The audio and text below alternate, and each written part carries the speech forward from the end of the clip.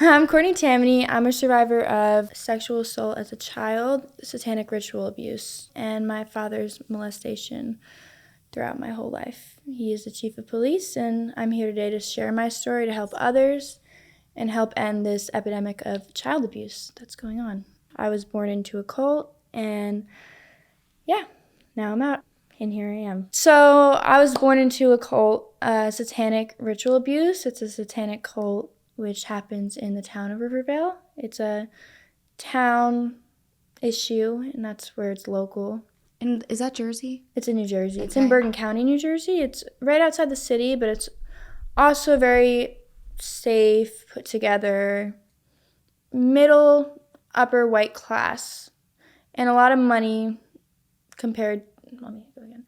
There's a lot more money, and that's why this is happening, because it's an organized crime. So I'm a victim and a survivor of this organized crime that went on and is still going on. Mm-hmm. So it started when I was 3. We lived in our old house, 3 or 4. It's blurry. My father, he's the chief of police in Leonia. He started by sexually assaulting us, and it just kept getting worse and worse and worse. So my first memories, we lived in our house in Tenafly. I was in the bedroom I shared with my sister at the time, and he came into our room while my mom was home.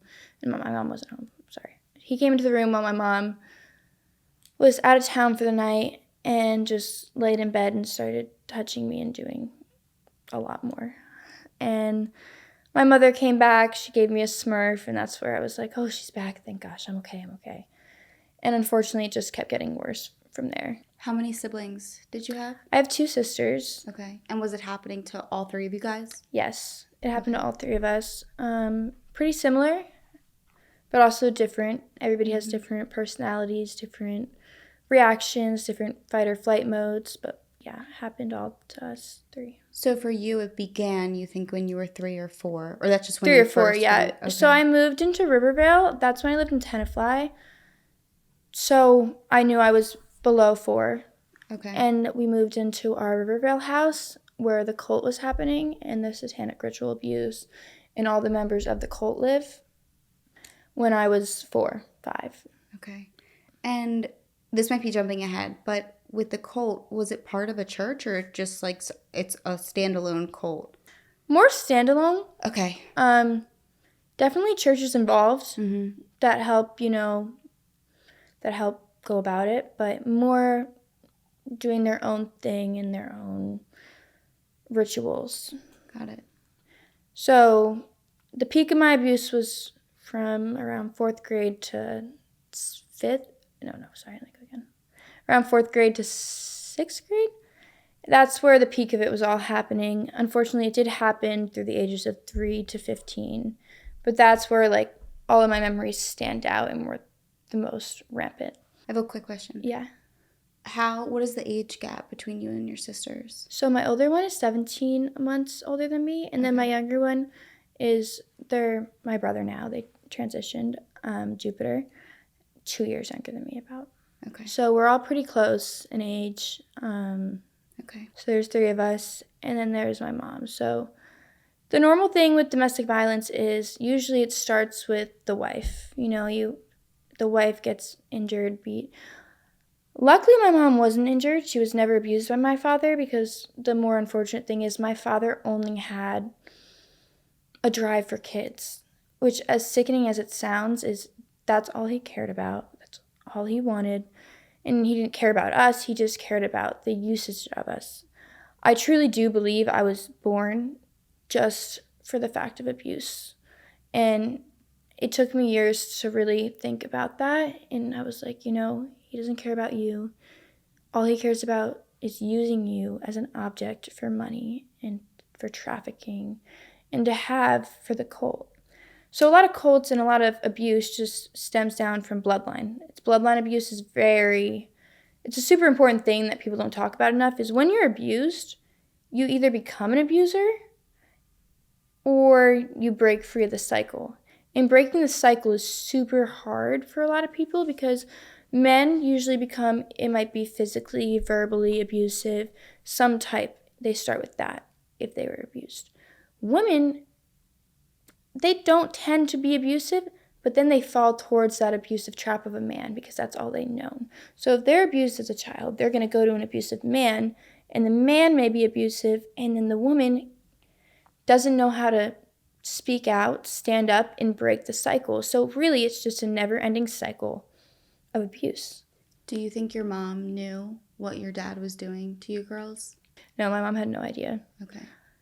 So a big part of it was we had a lot of sedatives were part of the abuse. So we were being sedated. It was easier. My parents never had a good relationship. They were always going to get divorced since I was younger. I never wanted them to be together. I just wanted to be away from my dad. But yeah, so we had a lot of sedatives, which took into effect and made the abuse a lot easier, a lot quieter for my father to do.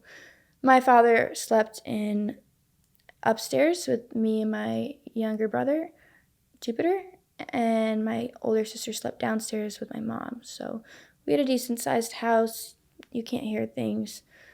Along with my mom slept with earplugs in all the time. So yeah.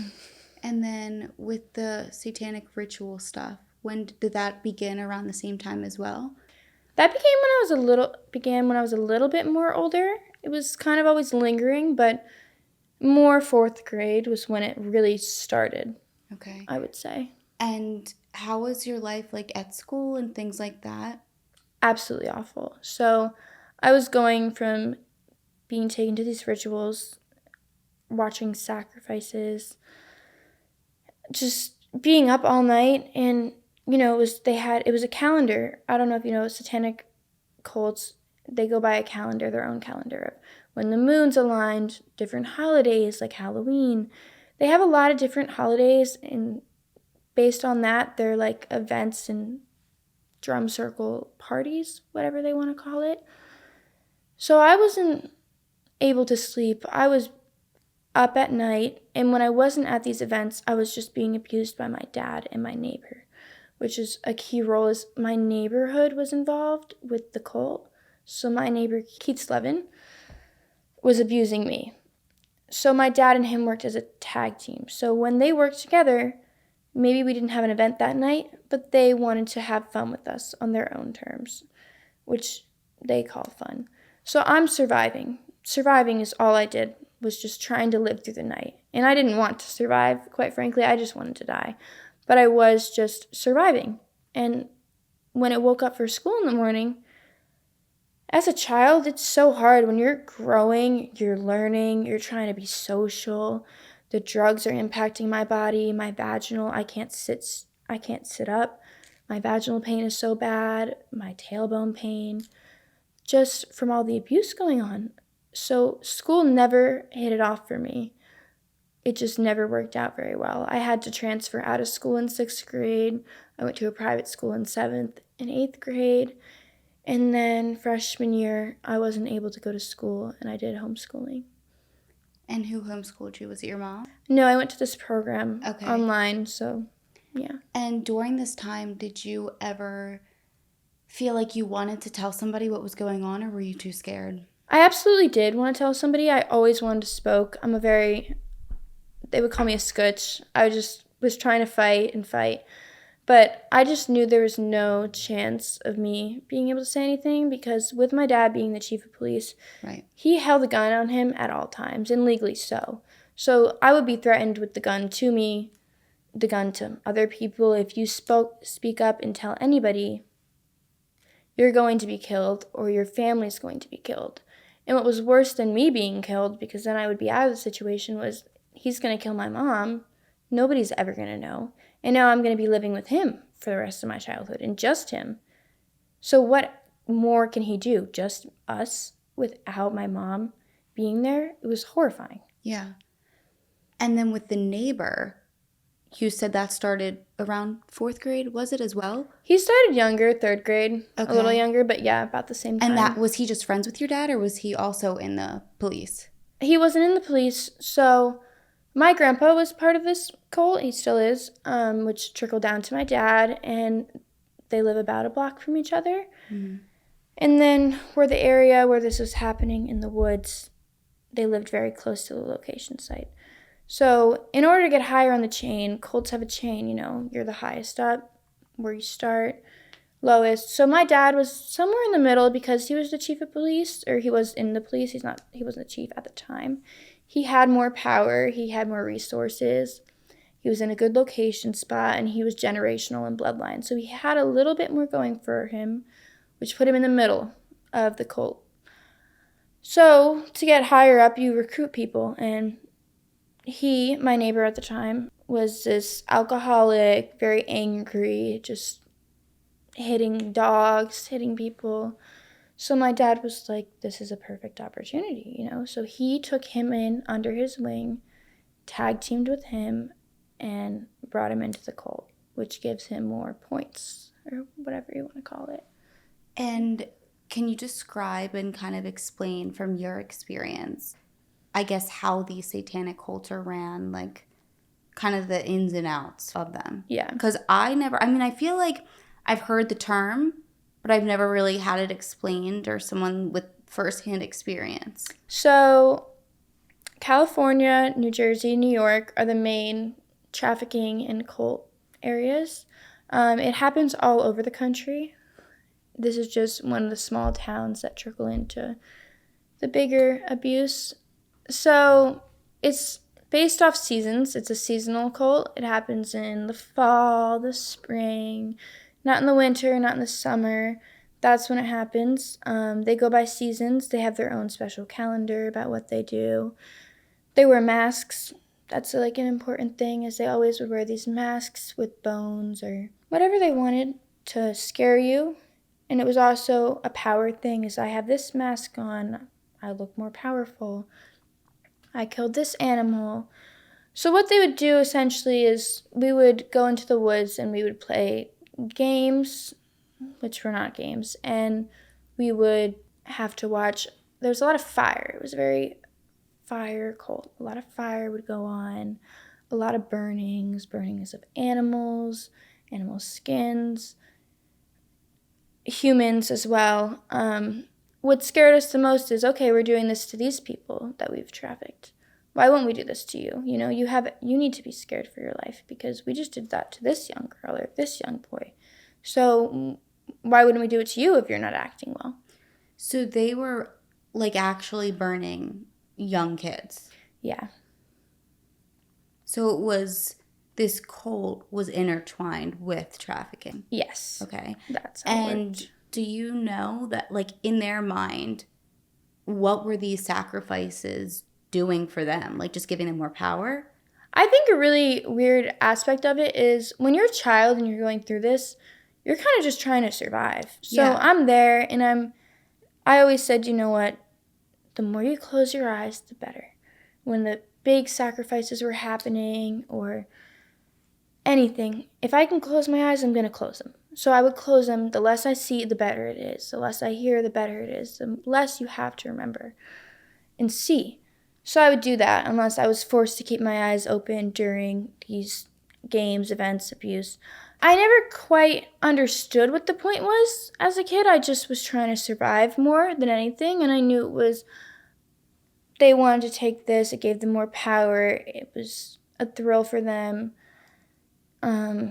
Taking kids' blood is essentially something they would do. And how long would these sacrifices last, usually? Do you know? Go on about an hour or so. Okay. It depended on the holiday, it depended on the event, but going through it as a kid I didn't need to understand, and I was so young, and I was put into this is what normal is. Your father is doing this.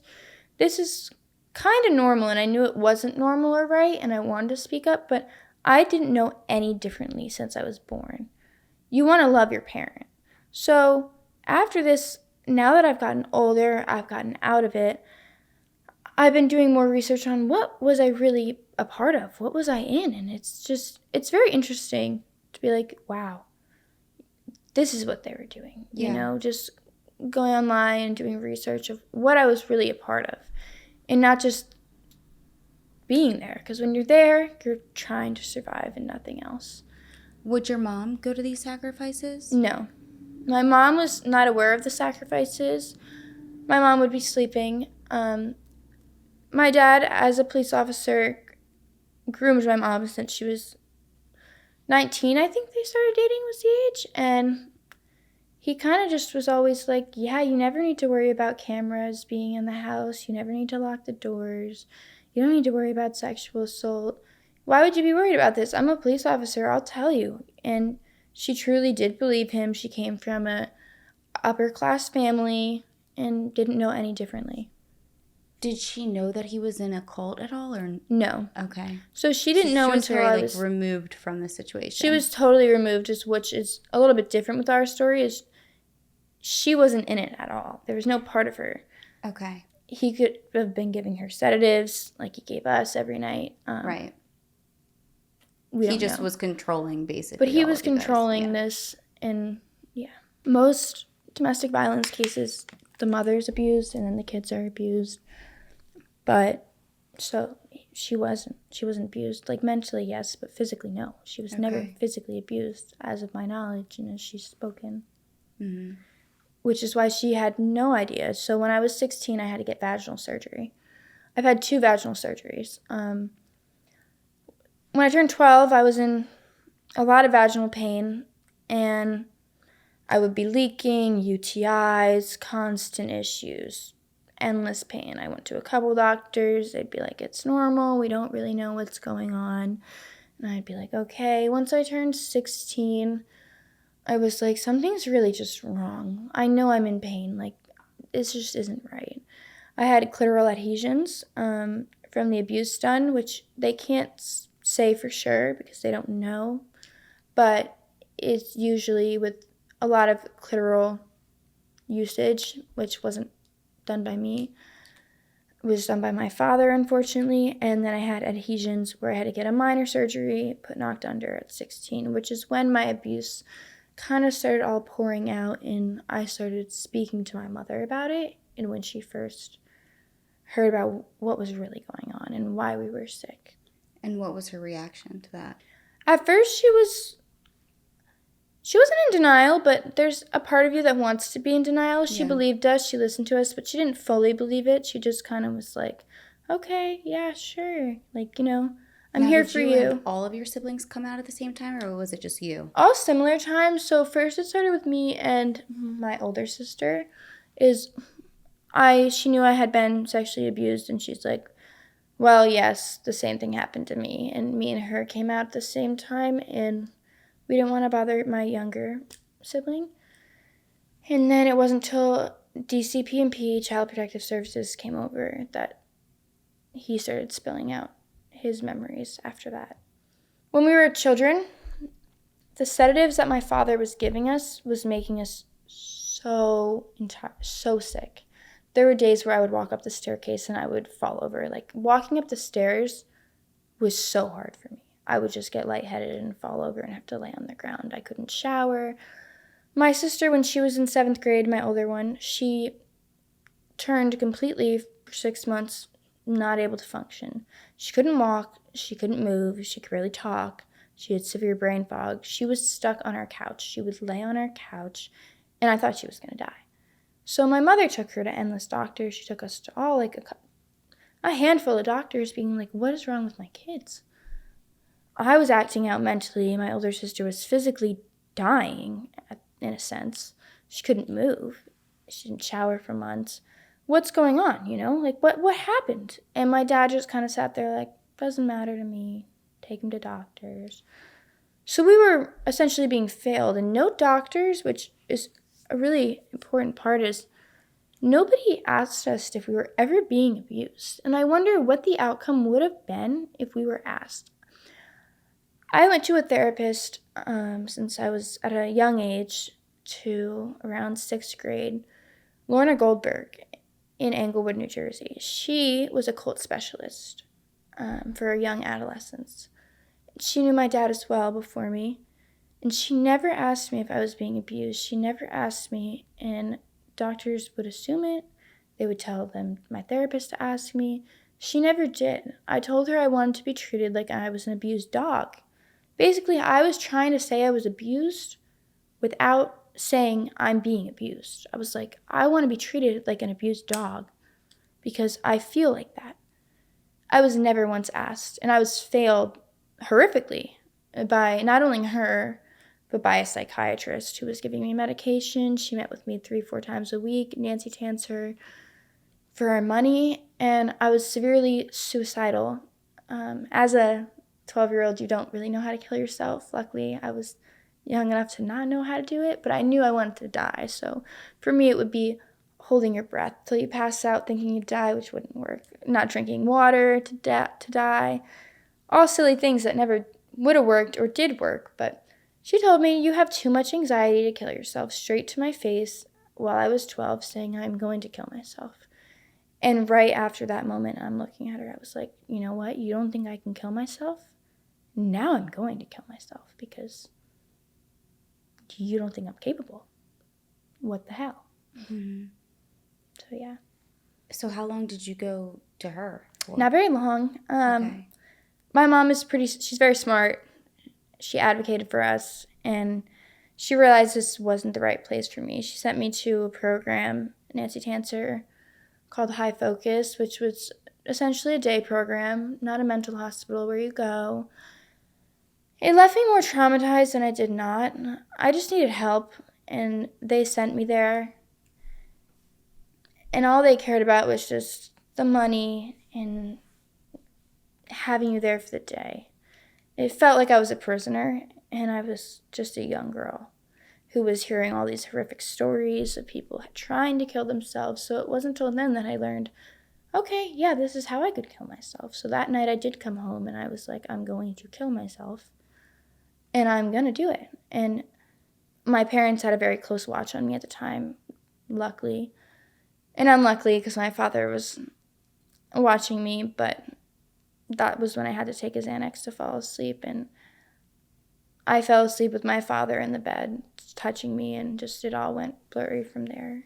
And how old were you when that happened? 12. I was in the 6th grade. And were you and your siblings close at this time? Like, did you guys ever talk about the abuse that was happening? We did. We were close, but me and my younger brother, Jay, we were very close, and me and my older sister, Sarah, were close. But when my older sister got sick, my dad really wanted to tear us apart from each other and make us all hate each other. So we couldn't work together. So he was like, your sister's faking being sick. Your sister's not sick. This is what's happening. So he just wanted to give us this fire to go at each other so that we couldn't work together out of this. So it was very difficult. Same with my mother. I had a lot of hate towards my mother as a kid. Not hate, but I was angry at her for sure for being like, she doesn't know what's going on, and I couldn't tell her. So there was a lot of anger, which is a very common thing for kids that are being abused, to be mad at the parent that's not able to see it or listening. Yeah. So with these cults and these rituals, how many people would you say were involved in them? So a big part of it was we had the regulars that would come to the cult, and then we had the more holiday events. So the regulars, there'd be about 7 to 10 that would come on regular. And they were always in the woods? Always in the woods or basements, which is a big part. Or they do have like tunnel systems, which is another issue. But in the woods or in basements, that was how it happened. And so for the regular events, a couple days a week, it'd be about 5 to 10. And then for the holidays, we'd have as much as 12 to 15 different men. Some men would bring their kids, but most of them didn't. So it was mainly men at these? It was men only. It was a man-only event. Okay. Doesn't mean the wives didn't know what was going on and weren't a part of it. But during these rituals and meetings, it was just the men there? Yes. And then was it always you and your siblings, or was it sometimes just you? Always me and my siblings for the most part. And then sometimes these other guys would bring their kids in. Okay.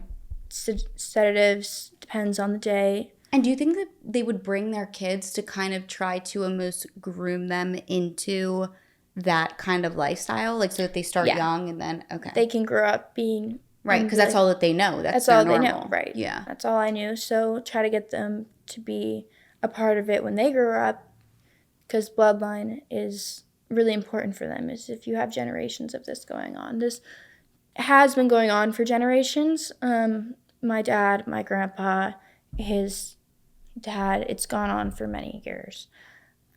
And do you think that they got involved because of the location? I think location was Okay. key. My grandparents they still do live in a great location right next to it all. And we moved in a block away from them. Okay. So when you have the location, you immediately go up on the charts as, okay, I'm here.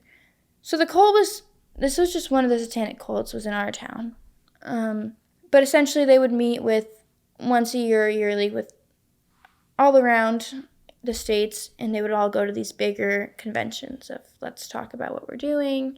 It's going on throughout the states, all the states, or most of the states, and they would meet up once a year and have these big organizations of what they were going to do, talk about it, and just, keep going. I know that you said that they were sacrificing children. Were they like selling children back and forth as well, do you think? Yeah. Okay. They were. They were selling children, using them. A lot of child pornography went on, which was another key aspect, I guess you could say. And would that happen during the rituals as well? No, that was more separate from the rituals. Okay. That was more in the trafficking aspect, and just my dad at home with me and him. A 4th grade was take your daughter to work day, take your kid to work day. So I went with him to work, and I always wanted to love my dad. You want to love a parent, and I think something people need to know is you want to love your parent. If a kid genuinely hates their parent, not just a teenage, I'm upset at them. If they hate their parent, something is severely wrong in that household because it's hard to hate a parent. I wish I could love my dad, and he will always be like, well, I still love you, it doesn't matter. No, you don't want to hate your parent. It's a very hard thing. So, take kid to work day, we went to this horse barn at his work where they gave us these horseshoes, and he installed it in my room above my closet, a horseshoe with a screw in it, and he was like, this is a camera, and I'm always going to be watching you in your room. Like, whatever goes on in here is always going to be recorded, and I will always be watching you. Like, there is no escape. So he would put up cameras, he would record it. I got a loft bed when I was in 6th grade to try and get away from the abuse because he's this fat old man. Not to put him on blast, but I'll put him on blast. He was a fat old man. So I knew could crawl up there quicker than he could grab me. So I would save myself maybe 10 seconds from the abuse, but it was still 10 seconds, and I was going to do everything I could to save myself because it is a ladder. I got into my bed, so I would go in there. It did not work. It did not save me much, but it was I tried. Mm-hmm. Do you think that your neighbor would pay him to be able to do things with you? Honestly, that's a great question. I don't know. I wouldn't be surprised if that was what's going on. But I really like to tell people my dad and my neighbor were 2 different types of psychopaths. My neighbor was an alcoholic who just had no mercy, just wanted to beat kids, rape them, assault them. And my dad was a very strategical thinker of how he was going about this, what he was doing, how he's going to do it.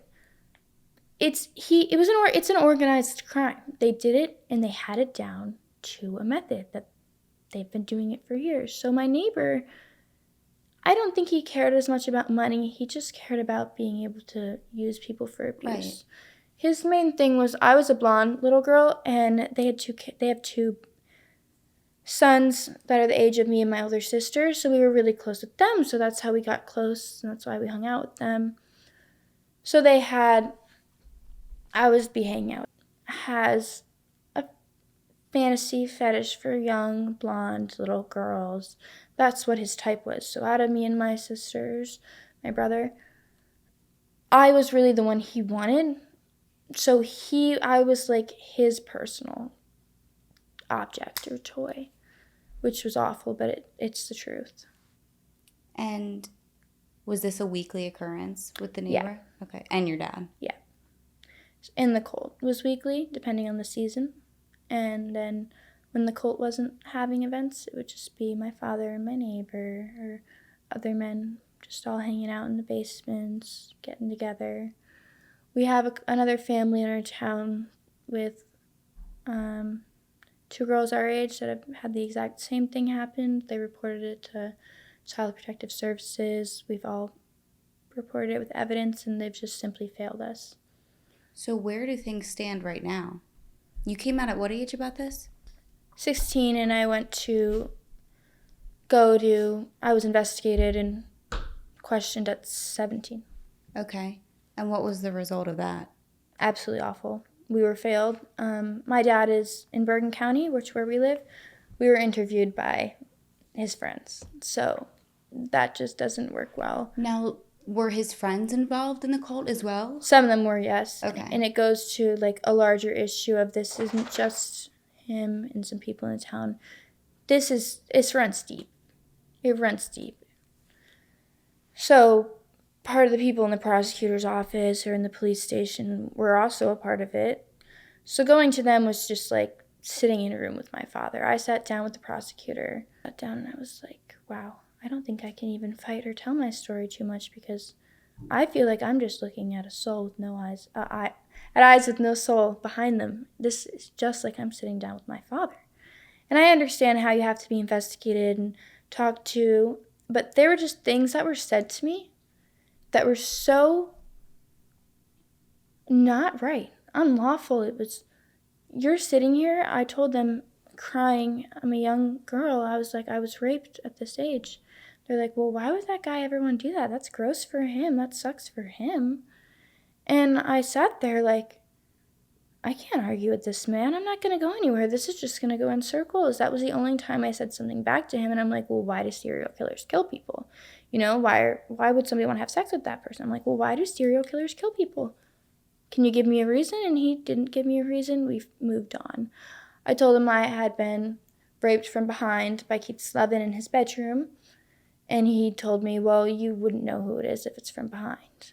And I was like, well, I do remember who it is. I was there. I heard voices. I was in his bedroom. Lots of things like that were just absolutely cruel to hear. Was your mom with you while they were asking you these questions, or did they make you be alone? They made us be alone, Okay. all 3 of us. It's on the record. They put you in this little investigation room, going through all this trauma. You're a young girl, and they don't care. They didn't care. And I don't know how that is in other places, other counties, but I know my county, Bergen County prosecutors, they did not give a crap about what we had been through because they knew my dad. We were told that they would put in a safety plan for when my dad found out he was being investigated because we truly thought we were going to be killed by him or somebody in this organization. And we found out he was being investigated not by them, by his own parents, weeks later that he already knew. They lied to us over and over and over again. My mom told them, I'm scared for my Jupiter. I'm scared for Jupiter.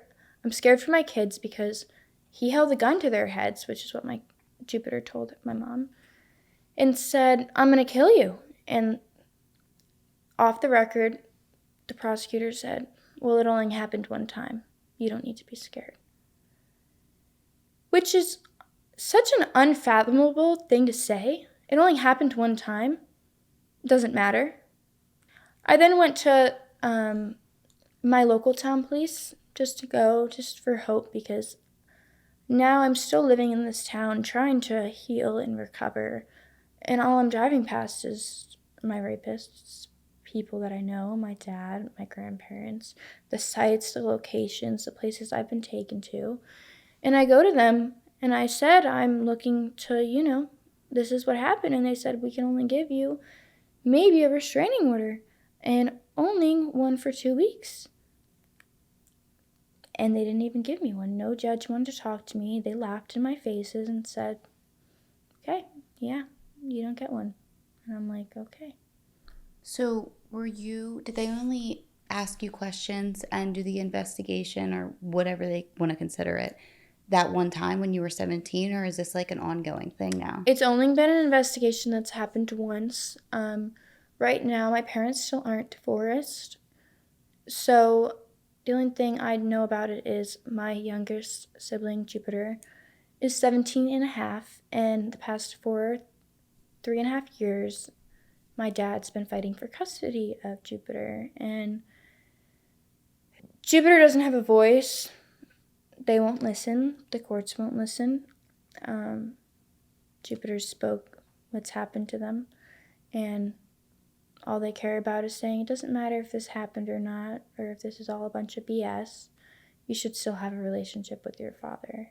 So is your dad still chief of police right now? He is still actively the chief of police.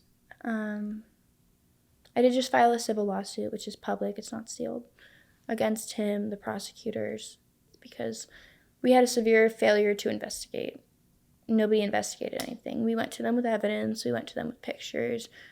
We actually went into the woods that had happened and found pictures of a lot and lots of evidence that I don't want to go into details about, just for the sake of having it. We had pictures of it all. And they just didn't take it. They didn't care. We had evidence. I've met with other parents and moms that have had evidence and videos of them being abused, and in certain states they don't take video abuse. Why? They just don't. They've changed the law now for a lot of states, but there also are states that they won't take video abuse. They won't take it, the police. It's just they don't have to. So this happened to a mother it was either Minnesota or Missouri. Unfortunately, her husband then shot her son, who was 2 years old, and himself. And then the police had to believe it because there's not enough evidence until they find a dead body. There's not enough amount of evidence that they want to care or listen to. And the question is, do they care or are they part of it? Right. And that's where we need to really think. And the thing is, too, is even if all of them aren't part of it, even if half of them are, it reflects badly on all of them. So they're just going to want to cover it up. Exactly. We've met with, CPS. I've met with some very nice people from CPS and a lot of very awful people from CPS. Mm-hmm. A lot of young people that come into this, they want to help people. That's all they want. But at the end of the day, when there are people in charge of them, the CEOs, the managers, whatever it may be, they're in charge. They get silenced. They don't have a voice. And they, unfortunately, become corrupt or leave the field. And are you able to go up the line? Like, instead of dealing with police, can you deal with, like, FBI or something like that? That's what we're trying to do, and we've been trying to do. So my civil case was supposed to be in the county with the police. Now it's a federal case, so it's going up. But how far does this go is the question. I've heard and talked to many people where this goes farther than just being a state matter. It goes federal. And how far does this corruption go is what we need to really find an end to, and that's what's super important is people get justice, but where does this end? Mm-hmm. I've had no end. I'm 20. I worry about my younger brother every day being taken from us. So he lives with your mom? Yes. Okay. And where is your dad living? By himself? He lives by himself that we know of. Okay. Like a mile or a couple miles from our house. So is your mom in contact with your dad at all? Just between the courts, I think. But otherwise, no, not that I know of. And then your older sister, is she on her own now? She's off in college. She started late, but she's now a freshman in college. Okay. So she's not in the household. So right now it's basically just trying to figure out how you can press charges in a way, or just to keep, honestly, Jupiter in where they want to be, which is with us and not with their abuser. Mm-hmm. Because I think the courts do want Jupiter with my father, and my father wants Jupiter with him. So it's more of just a safety thing. Is this kid just went through so much, and now we have to worry about being back with this man? In what world does that make sense? There's this really good documentary, American Nightmare, which is different than what I went through, but also very similar in the way that I recommend so many people to watch it is it's on Netflix. The way that they dealt with the FBI, the police, the prosecutors, and the way that they were failed, and it's on video, and now it's a documentary, and how badly they were failed. And they only got justice when they found a lot of evidence, only because one young lady wanted to take them seriously. They were failed by the FBI, they were failed by the police. And that kind of shows you what we're going through. Yeah. And this other family in my town's gone through. I've had childhood friends, which I've drifted from just because my dad has abused not only me, but my childhood friends, and they've told me, your dad has abused me when I was a kid, and it's awful to hear. It's like, you feel guilty in a sense. It's like, that's my dad, you were friends with me. But at the same time, none of this is my fault because he is my father. I was just trying to survive. Right. So there's multiple people, families, that have all been through this in the same 2-3 towns, Rivervale, Westwood, Hillsdale. And when's the last time you talked to your dad? I haven't talked to him since I was about 17. He sent me a text when I was maybe 18. And he just denies all of it. That's where his head's at, is just deny. Deny, deny, deny. I never had a sexual assault talk when I was little from my dad or my parents because he was assaulting us. It was never, oh, be careful of strangers, stranger danger. Not once. We would play games with other men in the woods. One of them was called Hunter and Gatherer. That's what I call it. And they would call it. And you're in the woods at night. You have, 7-10 kids. And some of the men are hunters, where they have to find you. You get a certain couple minutes to go run and hide. And the other ones are the gatherers. So the hunters would hit you over the head with a beam, a bat. My father, as a cop, had a nightstick. Hit you with that, pass out, or grab you by the shoulders on this spot.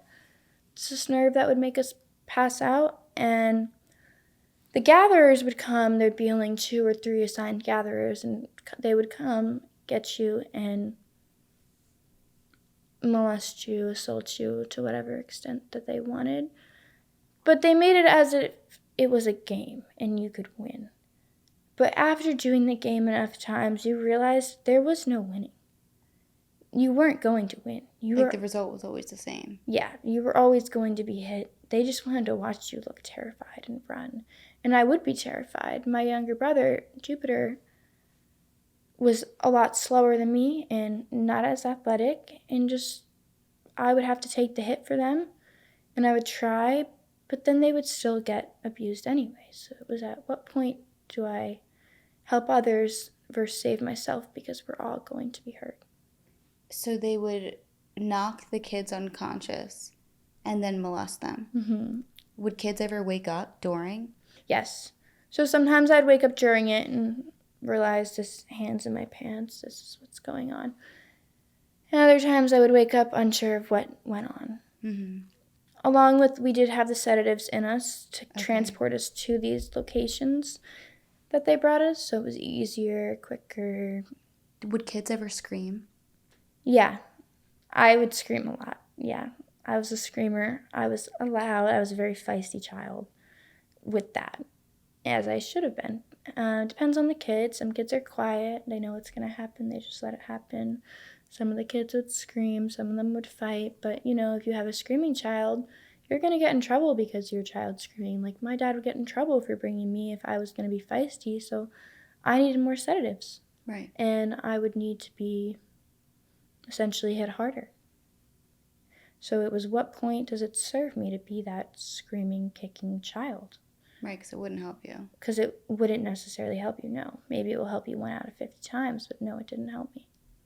Do you remember any of the other so-called games that they would have you guys do? These weren't strike me as much as games. They were just like wooden planks on the trees. They'd tie your hands up to them and then abuse you because you couldn't do anything. You were helpless. You were really, truly helpless if your hands are tied up. And they would abuse you. We would have to watch other kids be abused as a punishment as well. It's just seeing other kids being abused is awful because you can fight for yourself, but when you see somebody else or your siblings being abused, it just hurts even more. Mm-hmm. Like, you want to be able to help them. So that was part of the punishment games, and just being tied up and being abused. And forced eye contact was also along with it. When it wasn't in these big rituals, you would, depending on your abuser and if you were lucky that day or not lucky, do you have to have eye contact with them? Can I close my eyes? And it depended. It just depended on the day. So they wanted you to look at them in their eyes while they would abuse you, yeah. Whether that be them having a mask on, some type of like satanic, animalistic mask or not. Eye contact was something they wanted for their own thrill or whatever it may be, a scare tactic. So when I could, I would close my eyes, but I couldn't always close my eyes. Right, to like give yourself that escape. Yeah, it has saved me a lot, but it's also, Right, how much can you escape such not much horrible... when you're going through it so much for a couple years, and also just being abused for multiple years. So this went on from 3 all the way till 16 or 17? 15. 15. And then I got out of the house when I didn't get out of the house. My dad got out of the house when I was just turning 17.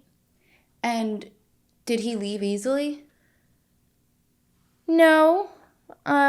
So when he left, he thought we were still going to have a relationship with him. We essentially did have to trick him I tricked him I was going to go to his house. He bought this apartment. I would come over. He had a bedroom ready for me. He had everything so that he would leave, because I knew once he left the house, he wouldn't be back in. So he left, and he didn't realize that I was never going to speak to him again. And I had to trick him that I still loved him. I was going to do all this stuff. I played the games. I played my cards right. He got out of the house, and then he realized after a couple months, oh crap, my kids are never going to see me again. And that's what happened. And then what age did you find your therapist that you like now? Around 17 or 16. And did you tell her right away, like, everything that you had gone through? I did. I've been to a handful of therapists as a kid, psychiatrists, and the first therapist I went to, she was sweet, she was great, but she just, when I would tell her this stuff, she would look at me horrified and scared for her own, she was young, safety, and I'm like, you're scared for your own safety? I'm the one that's living through this.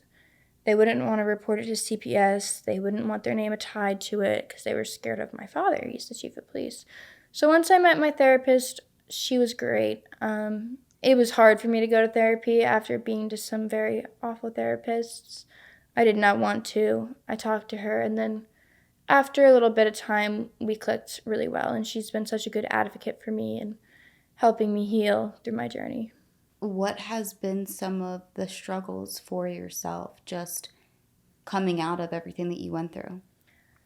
I feel like coming out of it is, I'm still not out of it, which is the problem, is I'm out of it to a sense, is I have freedom. I can go to bed and I'm like, this is great. I can go to bed on my own. But you don't have the justice. But I don't have any justice. And it's still happening. Yes, more importantly is it's still happening, and I'm still worried for Jay's safety every day. Jay's not out of this, and we're in this together. I'm worried for that. So once Jay turns 18 in September, I feel like there will be a part of me lifted of, okay, finally after 20 years, almost 21, everybody's going to be safe from him, in a sense, safe. Like legally not having to be with him. He could harm us in other ways, but he would get in trouble. And then the main part is, there's no justice for us. We've been silenced. The first thing they do is try and break you down. You go in there, and everybody says, speak your truth. You go in, you speak your truth, and they laugh at you. They make you sound crazy. They try and make you think, why would I have ever said this? Why should I tell anybody? And then if you don't get turned away, which most people do, you take it a step farther, and nobody's taken it. Not many people have taken it very far. They get shut down. What was the rest part of your question? I was just asking, as far as for yourself, you know, The effects. like reflecting back on it, like what have your struggles been that you've noticed that I you love think to have, say that I just am a very not anxious person, and I'm not an anxious person, but I do have a lot of PTSD, a lot of anxiety with certain matters. I will never do drugs because I've been drugged. Alcohol scares me because I've been put under drugs, dizzy, unconscious. If I touch it, I'll have a panic attack. Being in a relationship as far as sexually and emotionally with a man, it was horrifying. When I was 16, I've always liked men. I've always been attracted to them. I said, I'm never going to have a boyfriend. I will always be single because I can't do it. I would rather die than be with somebody and let them see me.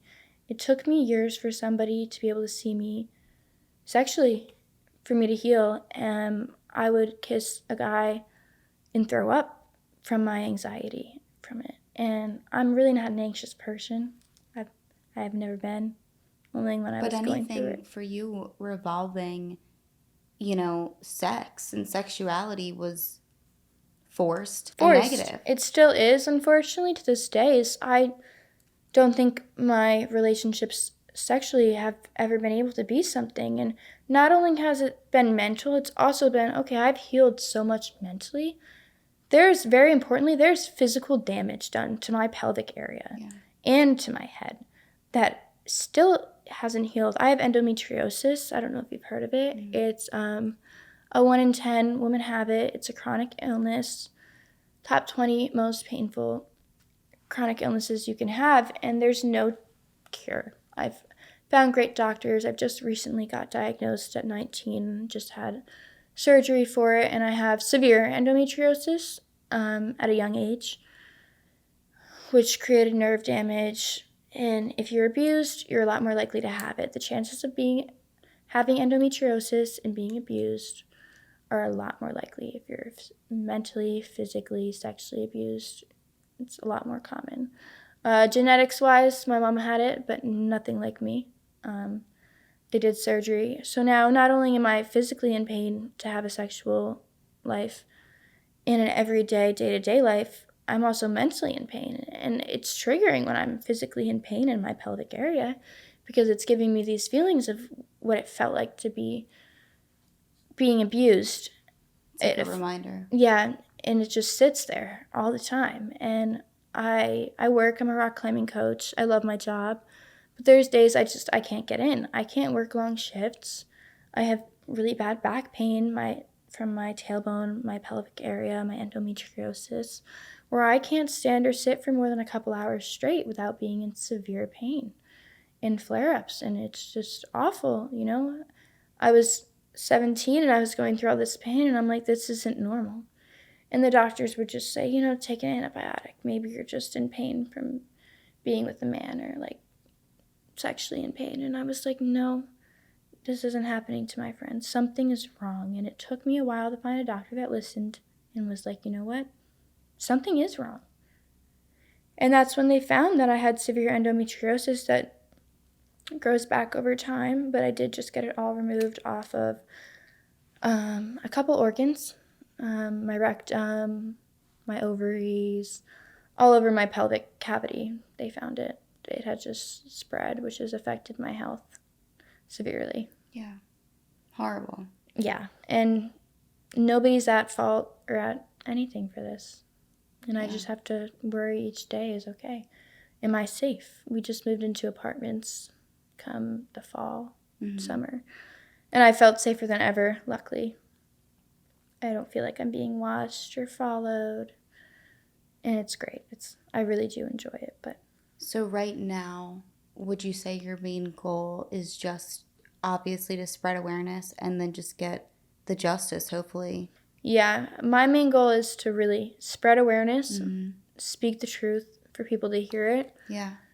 And denial is a huge thing. People don't want to believe things that are so horrific because it's easier for us not to believe things that happen than it is to believe it. And it's hard. And I wish I could just say, yeah, none of this ever happened, throw it away. But you're going to be living in this uncomfortable state forever. So I want to see justice happen, and justice will happen. There's no doubt. I'm not going to stop until I do have justice. And you shouldn't.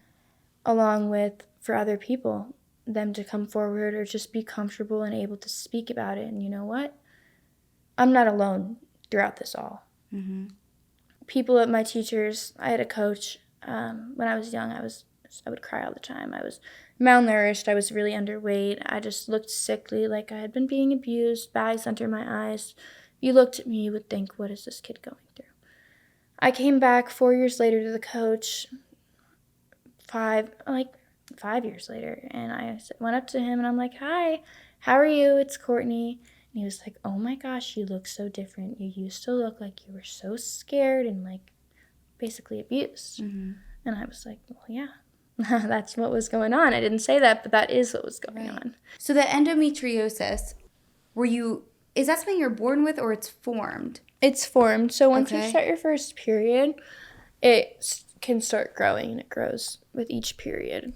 And then everybody has endometrial cells. Some of them just grow outside of where they're supposed to, and with each period they grow more and more, if I'm correct.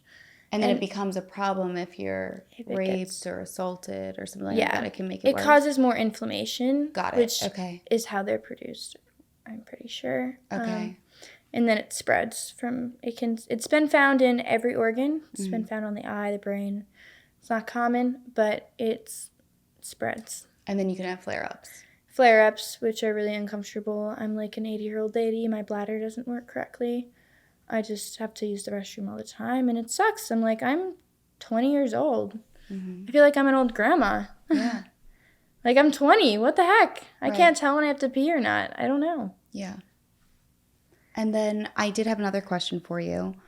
I know that you said that there were other people in your area or your town that this was also happening to, or they were involved. Are they trying to come forward as well, or are they mainly just kind of staying quiet, you think? I haven't spoken to many of them. A couple of them want to come forward. The other ones, it's such a traumatic thing that it's easier to stay quiet and kind of move on with their life, but they're also still living with their abusers. Some people do want to come forward. Other people still live with their abusers and don't have a choice. Mm-hmm. And also denial and suppressed memories is a huge thing. I don't know if you've heard about what suppressed memories are. It's something our brain does to help deal with such trauma, where we put them in the back of our head or we forget about it and leave it there so we don't have to think about it. When you're surviving and going through something so horrific, it's a survival skill is to put it in the back of our head and try and forget about it and just live your life and focus on what's next. Right. And there's lots of studies done about it, which you can go online and do plenty of research on, but suppressed memories are huge with people who have been assaulted or in any type of horrific event. And it's traumatic to, make that decision to open that can of worms and go down that path. And I feel like it's not a quick process. It's a bunch of interviews and questions and recounting the worst parts of people's lives. Yeah. And I feel like a lot of people just don't want to do that. Right. Especially if they're not going to be listened to or believed. Right. So when I was young, the only thing I hoped was when I got out is I'm going to go to the police and they're going to listen to me. And my dad always told me, I'm going to kill you. I'll kill anybody if you speak about it. The police aren't going to listen to you. I'm all friends with them. But in order to survive, I had to have some hope. I had to have hope that I was going to make it. And somebody was going to listen to me. And then to make it out and be failed so awfully, it was just like, what am I supposed to do now? And now I realize the most important thing is my voice. Absolutely. Which is more than any justice or, well, no, that's not true. But that's the most important thing for me, is to have my voice and be able to use it and share it and help other people, whether it be smaller issues, bigger issues my friends are going through, and help shed light. Mm-hmm. Or even if there's someone that's younger that they've grown up in a cult environment and that is all they know is their normal, I think that you serve that purpose of not only can you get out of it, but it's not normal Yeah. and it's not okay. And I mean, the fact that no one listened to you or did anything or believed you and you're still not letting it silence you is extremely powerful. Thank you. Very powerful. And it takes a lot of, I mean, to be like strength isn't even the word, because a lot of people would let the fear overcome them and just be like, it's just not even worth it. You know, like, I'm out of it. Let me just forget about it and move on. But They that's try not the reality of it. and just break you and break you and break you and then silence you as well. I don't know if you know what a gag order is. No. So in the courts, I know my mom has one. You could have a case and then they will legally silence you so that you cannot speak about your case or your abuse. And it's like an NGA, but you're silenced. It's a gag order, so you can't talk about anything what's going on to you. You can't do it, and a lot of mothers get these, or fathers, specifically mothers, and then they can't speak about their case, or they get arrested and go to jail, and I've known women that have. I've been to conventions about it.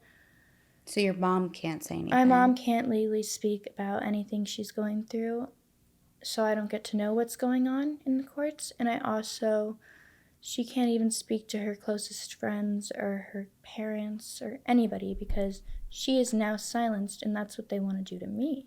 And how does that come about? Like, how is it that you haven't gotten one yet? Because I don't have a law case going on besides my civil case, which they could make sealed, and they could give me a gag order about the civil case. But I still would be able to speak about my abuse, hopefully, just not what's going on in the case matter. So right now, were you kind of just waiting to see if it's going to be taken and moved up the ladder? Or? Yeah. Okay. It just started. It's going federal now. You can search it up.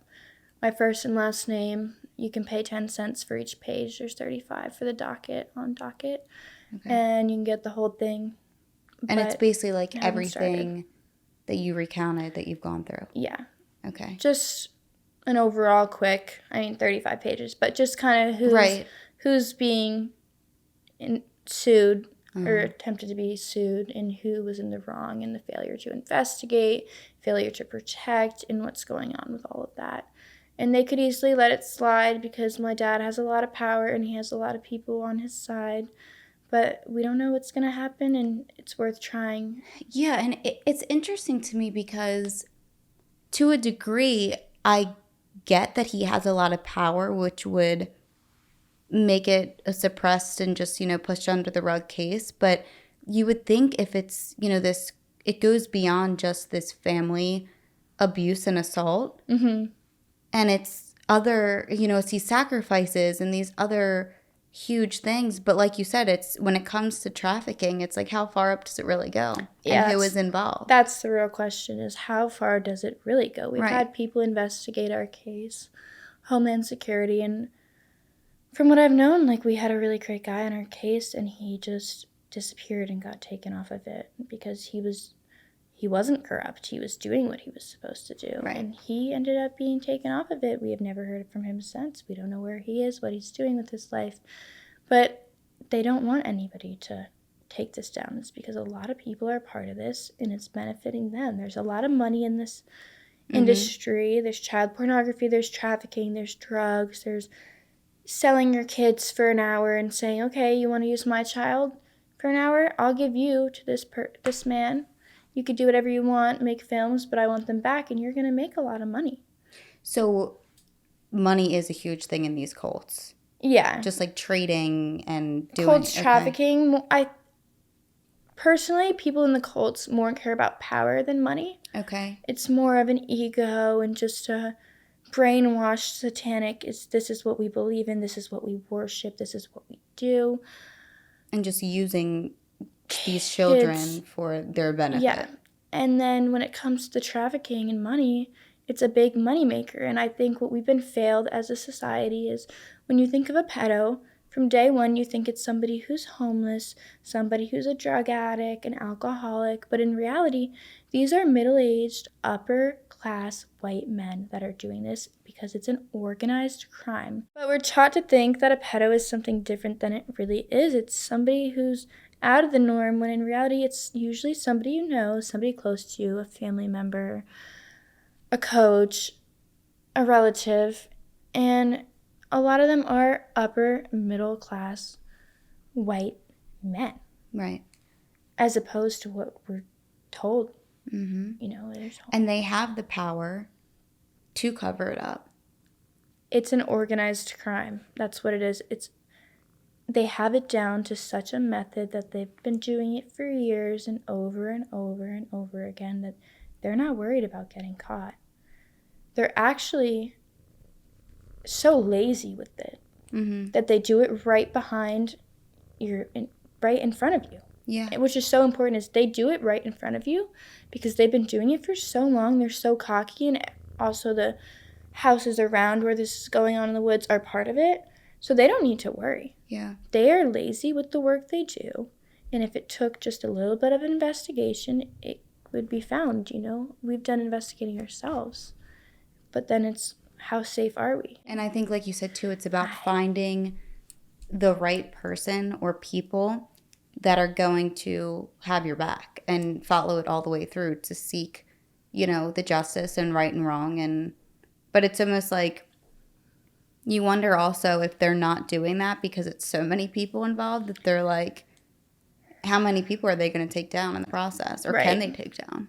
Yeah, it could go to the right person, but they might have higher up people that are shutting right, down. and that's the thing too. It's like you don't know how high up these people are and how far up that power goes, because it's like these are not just your, you know, like typical, I guess you could say, like weirdos in the middle of the woods that are just like hanging out. Yeah, and doing these things that, you know, you drive by and you're like, that's weird. Like it's so much bigger than that. Yeah. And I think that's where the problems are. That is where the problem is. And it's hard to fathom that this is happening right behind our backs and fight it, which is where we've run into a lot of roadblocks and dead ends. But we're going to keep fighting and keep going. And it's also hard to find a team that you can trust, of therapists, psychiatrists, anything really. Right. It's also difficult on another sense is I don't have a father figure. I've never had one, and that itself is awful. Like, it's not like I can be like, oh yeah, my father, I don't have one, unfortunately. No, he's there, he's present. I mean, there's no good way to not have a father. No matter what it is, it's going to be awful. But he's still alive, and he's doing things, but he's not there for me, and he never has been there for me. He would just buy us food, like unhealthy food. That's the only thing that we got as a reward was, okay, you could have unhealthy food. That's it. So since you've come out about everything, the only thing that he has said to you is just the denial over the text? Yes, denial. Has he threatened you again? No. He's very smart, so he knows if he threatened me over text, it would look awful. No threats that he's said, but he threatens to take Jupiter. Right. Because that's like the main, like that last power thing. That's the last power thing, which is almost over, luckily. But that's it, really, is he has power, and we're just waiting. Yeah. And hoping that everything happens and Jay's safe. Right. I've never really spoken, actually, about my abuse.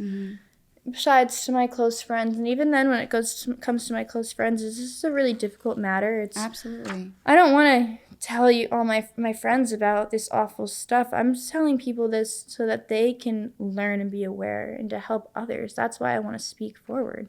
And you know, it spreads awareness, and it's educational, and you know, I say this all the time, and like you said, it's an uncomfortable topic because people don't want to believe it's actually happening. But it's something that is very real and should be spoken about. Yeah. Because if it's not spoken about, it's never going to be stopped. It's torn my family apart. Like, my whole dad's side of the family has left us. I don't have any relationship with them. I had to grieve that loss of, I was super close with them, and then coming forward about this, they just any abuse. We didn't go into the cult matters. They didn't want to listen or hear anything. So we lost a lot of our friends, and people, but we have a good team behind us now. I've been silenced. They keep trying to silence me and not letting me have a voice. They've been threatening me. That's what they do, threaten is, don't speak, we're going to ruin your reputation or things. One other thing I just want to say, I don't know why, it just stuck out to me when I was a kid. Going through all this abuse, I was in around 7th grade, sail camp over summer. My cousin was staying over. I was really upset at my dad, with everything going on in the abuse. I went down to my mother's room and I spoke to her about it, and I was not about the abuse. I was just like, I hate my dad. And she's like, well, why don't we bring him in here and we can all talk together because I want to help this relationship with your father.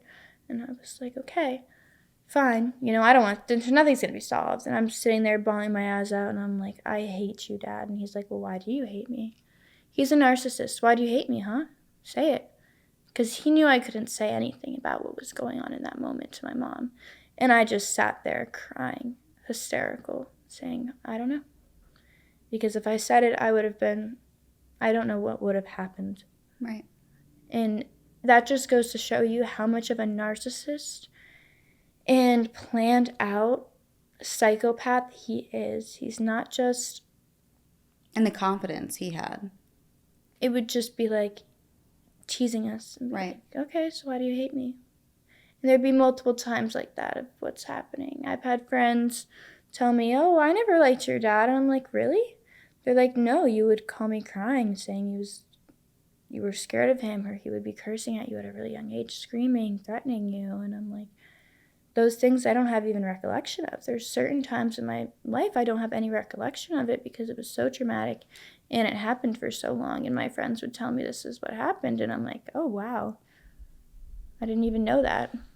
And do you think those are just memories that you blocked out? Those are suppressed memories for sure. And there's probably so many of those that you have that you can't even... A lot of them I have bad dreams, which is a really severe issue. I have a lot of PTSD, and they come out in dreams because during the day I have to focus. I try and focus, and at night it comes pouring out, and then I'm supposed to be sleeping and resting and rejuvenating and trying to heal and take a break from this all, and it's not... I can't take a break. Yeah. It's not ending. It's just, when can I just rest and close my eyes without having to... Right, and it's like when you have these negative dreams, I always say bad dreams or, anxiety dreams, they set the tone for the day.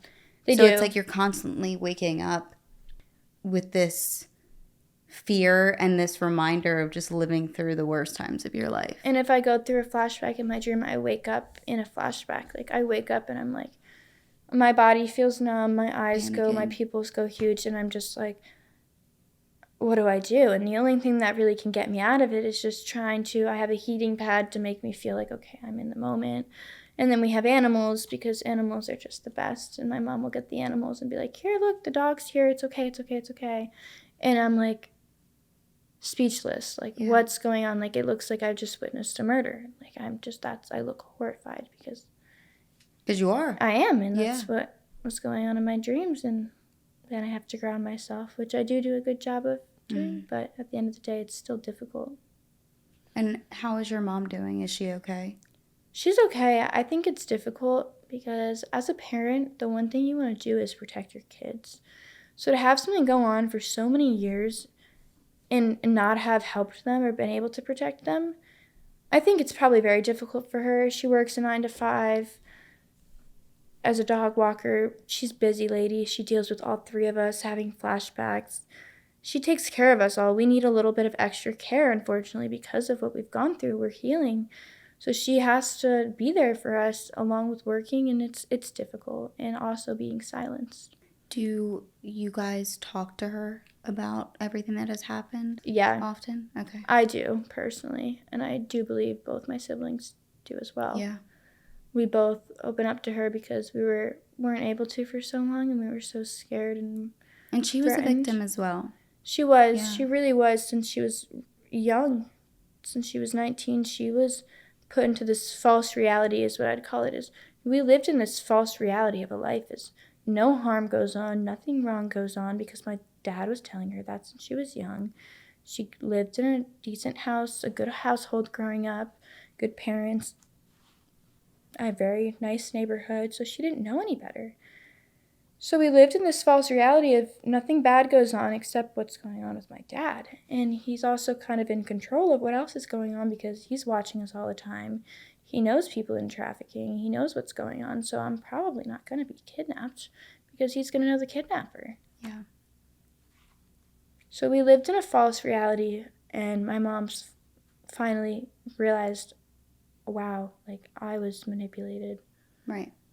Without it being physically abused, it's still a lot went on for her. Which is important also for people to hear and understand, because I think that it's so easy for people to look from the outside in and make assumptions or judgments, but you never know what someone is going through.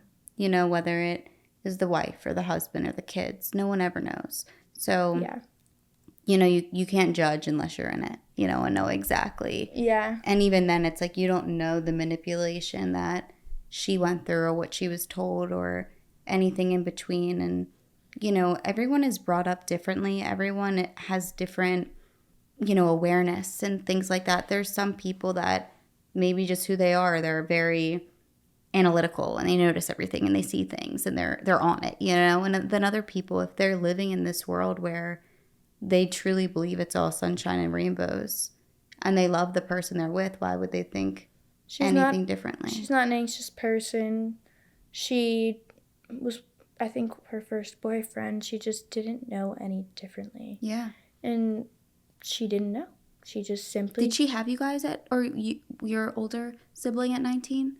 No, she had her... That's just when they started? At like 27, 30, okay. Like older. But so that's just when they dating. got together. Yeah. Okay, got it. So she just didn't know any differently, and she didn't know that all these things that were going on were just wrong. Like, this isn't what should be said. So are her parents around? Her parents are around. They actually help us a lot out. Okay. Financially and just emotionally. My grandma's one of my closest people, which I'm super grateful and thankful for. They've been super supportive. At first, we were really worried about what they were going to think, what they were going to say, who they were going to listen to, but they've been absolutely amazing through it all. And then her parents, are they in the same area as well? They live in Darien, Connecticut, so they live... Okay, so they didn't have any connection with, like... No. Okay. They didn't. They just But your dad's parents did? Yes. Okay. They just live locally that we can visit them. And got it. They come over to help us out. My grandma, just when we're going through a lot, she comes over, helps clean the house. That's good. She does a lot. So, yeah, we're really thankful and grateful to have them in our life. And like you said, you know, as long... It doesn't really matter about the number of people that you have supporting you. It's just the quality of it. Mm-hmm. And the fact that you have people in your circle that are listening. Yeah. And believing what you say, because I can only imagine how... And I'm sure there's many other people that would feel this, how horrible it is to go through something and then have the courage to speak out about it and just be told that either it's a lie or that it just, have it shut down or be silenced. It's like, it's so defeating. That's why I want to use my voice while I can, because I don't know if they're going to try and shut me down. And once it gets out there and people see it, it's out there, you know? And now then people will know, and I could be silenced, but the media has a role. Like, they're not corrupt. They believe what they want to believe. You know, there's a lot of hate out there on media, but they can play a pivotal role in how things go down, because if the media overrides something, what are they going to do? Right. Or if they care about it more. Right, and if they don't stop, because sometimes it's like if they don't shut up, it's like, okay, we have no choice. Oh, now we have to go into this. Like, oh, we were going to dismiss that matter, but now we can't dismiss it, because not only is she coming with us with evidence, Courtney and her mother, but now the world knows about it. People know about it, and it's out there forever. And the only thing my dad cares about is his reputation of being the chief of police and not getting in trouble from the cult or killed from them by having his kids speak out. That's all he cares about. He doesn't care about money. He doesn't care about his kids. The only thing he cares about is his reputation to the public. So for him, more than money, more than a lawsuit, is just dragging his name through the dirt. And I wish I could love my father, But I'll drag his name through the dirt because he deserves it. He's a monster, and so is everybody else, unfortunately. That was involved. Yeah, That was involved. Absolutely. Some more than others. Some people had better intentions and just got stuck and brought into it. But he himself is truly a monster. Well, you seriously did incredible. So Thank you should you. be proud of yourself. I know it's not, it's definitely not an easy thing recounting those parts of your life, and especially, being so young and being in so many situations where you were probably so scared.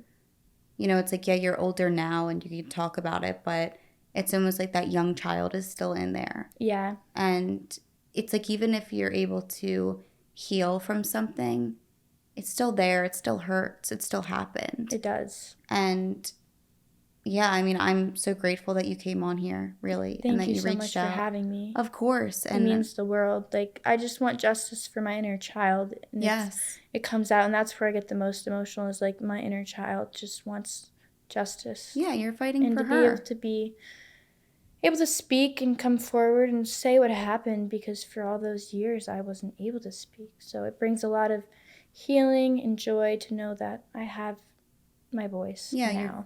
You are in full control of it, and you always should be, and you should be so proud of yourself. Like I said, I can't thank you enough, and you did so good. You should be so proud of yourself. Thank you. Really. Of course.